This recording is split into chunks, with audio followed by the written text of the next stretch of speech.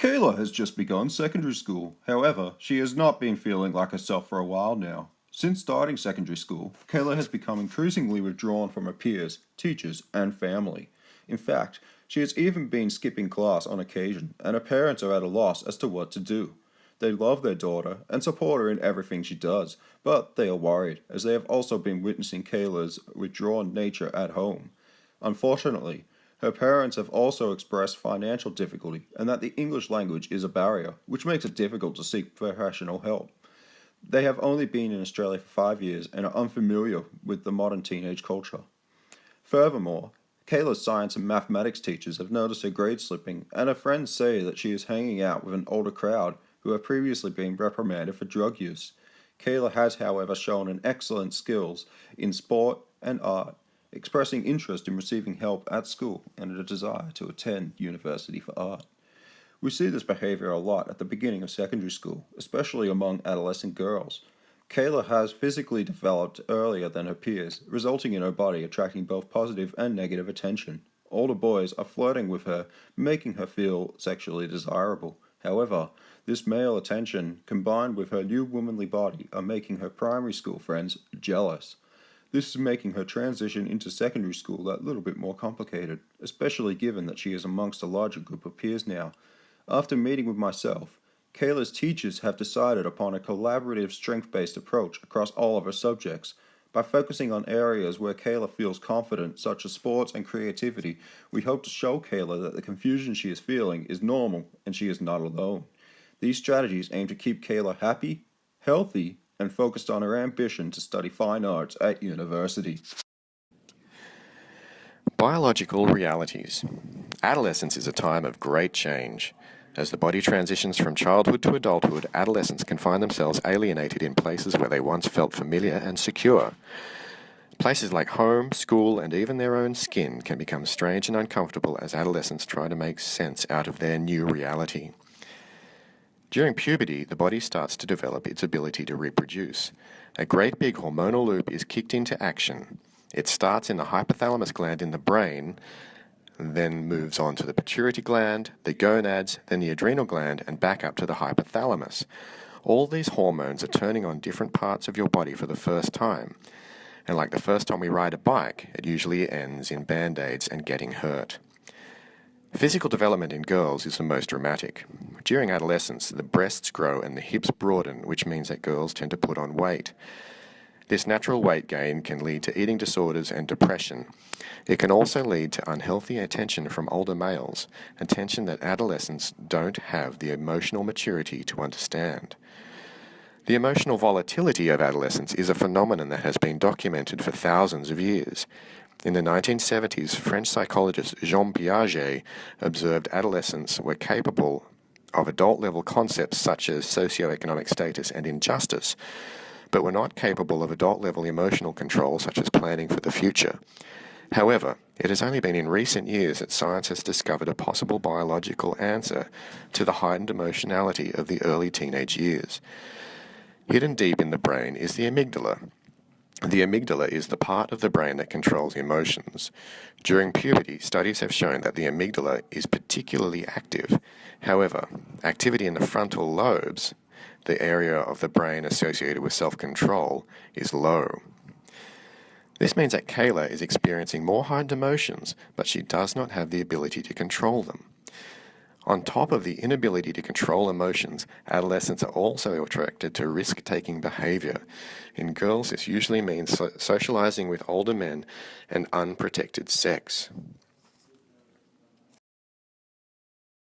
As Kayla's English teacher, I'll be creating and implementing an English unit of work focusing on the journey of self-discovery.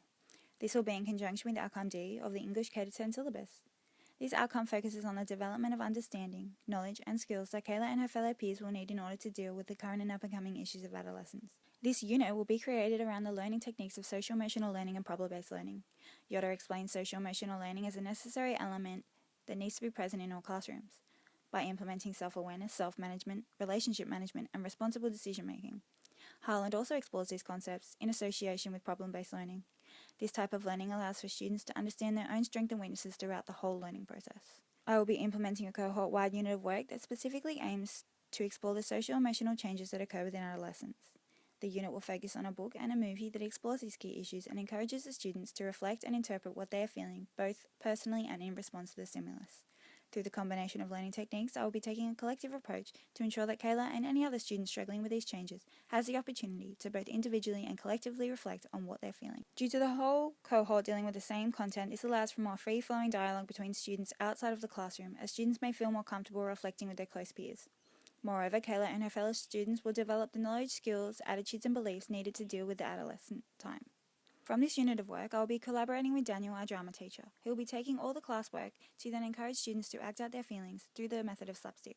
From this, a further goal is to encourage Kayla in all her other studies, as Ailey suggests that teachers should take a holistic approach to their students, to be good problem solvers, engage with their health behaviours, and are caring and positive individuals.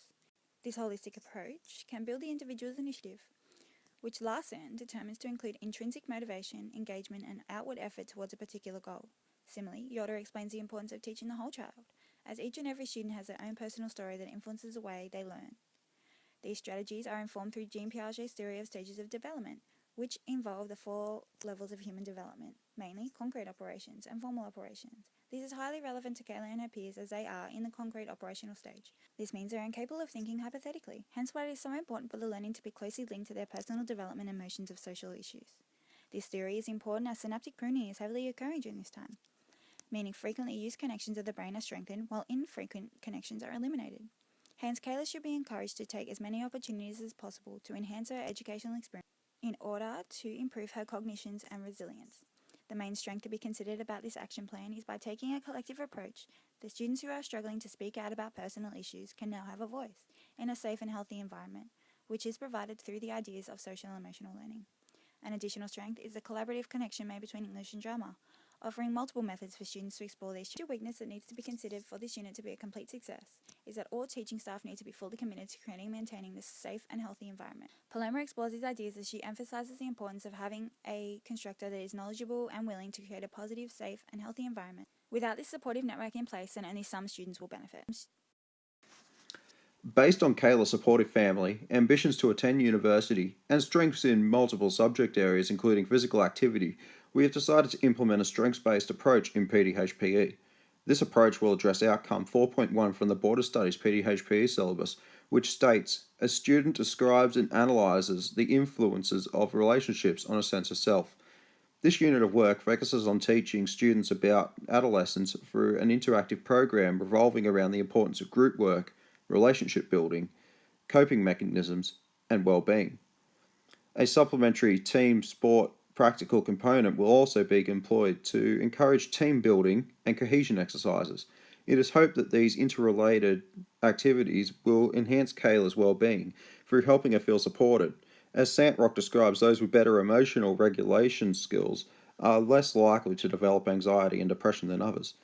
This unit will draw on Sweller's theory of cognitive load, which determines biological primary knowledge, which is an ability to remember physical information like faces or interactions with others, and biological secondary knowledge, where instruction is required to attain knowledge.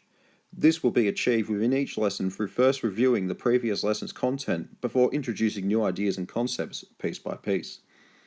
Advantages of applying these theories will involve guided instruction directed either through the teacher, Kayla's peers, or her parents with class and homework tasks designed around group collaboration to assist learning of key content.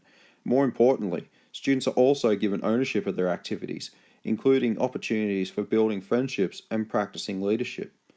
Limitations from these applications include if Kayla does not show up for a particular lesson or is apprehensive to perform group work in which an activity was planned for her benefit.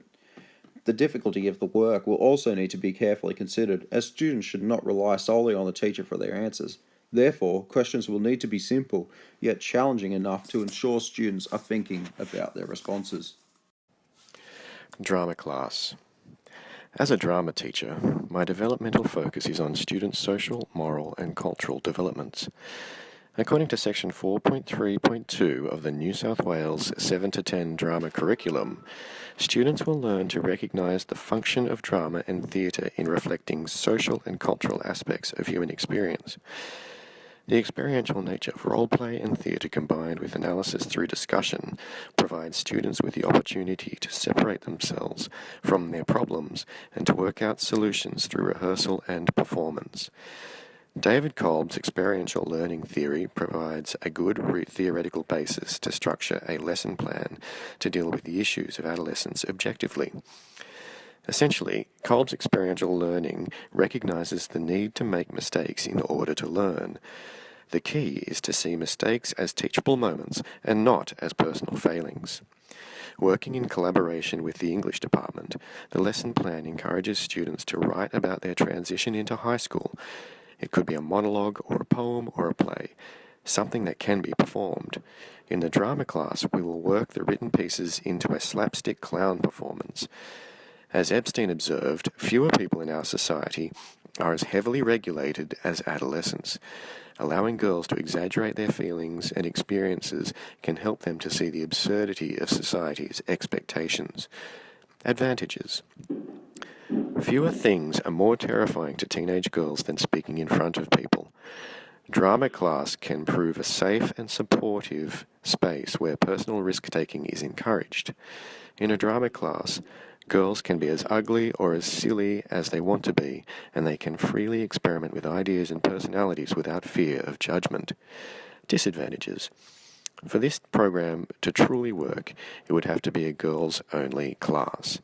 The presence of the male gaze could stifle any silliness or absurdity that the girls may want to explore, forcing the girls back into more socially acceptable postures and attitudes. As Keating described in 2004, adolescence is a period of sensitive development where teachers need to consider the external factors which may impact a student's life. These could include personal circumstances like a family death, abusive home life, being pushed to study by parents, changing peer groups, or a student's first experience with love. This unit has taught me that factors such as these and the natural processes of puberty can heavily impact individuals' lives in a way that affect their cognitions and abilities to relate to others.